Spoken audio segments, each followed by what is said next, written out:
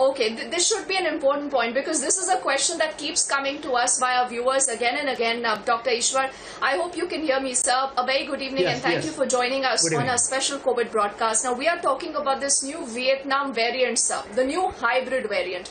Now, what Vietnam says, sir, that this is a combination of the Indian and the UK variant. Now, how does how do two mutant variants actually combine, sir? Help us understand that. And does this mean that there could be the possibility of more such hybrid variants in the future? And do they become more virulent or less virulent, sir? You see, any infection is an import-export business. Like we imported the infection from China, we are exporting somewhere to other countries. And secondly, there are a lot of variants keep on coming and going. And there are up till now almost 1,700 variants. But some of them variants of concern, that is VOC. And the couple of variants of concern are from British, which is B117, and from India it is B617. And again there are sub-variants 1, 2 and 3, of which number 2, that means B6172 is more concern. There is also B618, which was in West Bengal. So possibly somebody may have gone from India to Vietnam, or somebody had gone to Hong Kong and Singapore and via there to Vietnam and took the infection. And it's a very matter of concern because Vietnam is one of the best countries in the world. If you look at the ranking of the country in number of cases or number of deaths, it is from below, it is 5th and 7th. So that is 211th country in number of cases and 215th country in number of deaths. So Vietnam, Taiwan, China, they're very good countries in infection control. So we always vouch by those countries that we should learn something from them, how they have controlled. And suddenly within 2 or 3 weeks time, their numbers have gone up from 3,000 to 6,000. Deaths have gone up by 17. Today also there are 5 deaths in addition to what we have. So it's a matter of concern. They are also equally concerned. And this will keep on coming. But what is need to be done? Everybody talks about masking and vaccination.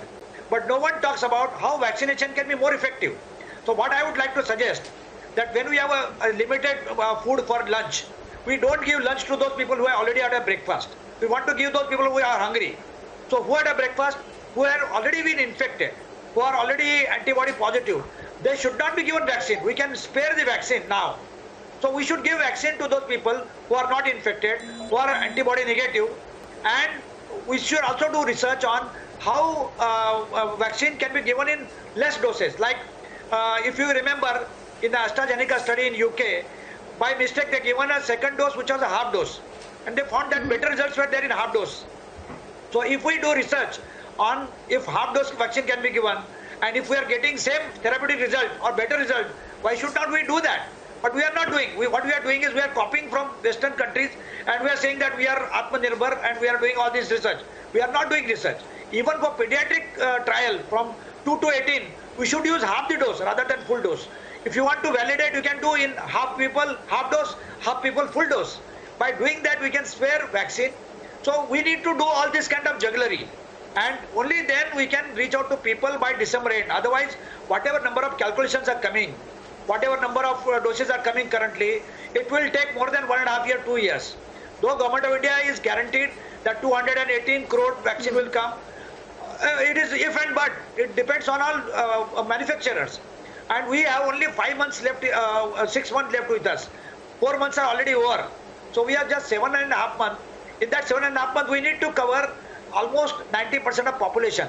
Even if we are not able to do that, we will cover 60% population, and those which are infected, they will not get so soon. My patients who had come in July last year, they are now coming with new infection, and few of them, not many. So those who are infected, they have a better immunity than those who are vaccinated. So let us look at these aspects. I have been writing to Prime Minister, I have been writing to different scientific bodies, but nobody is giving a heed to it.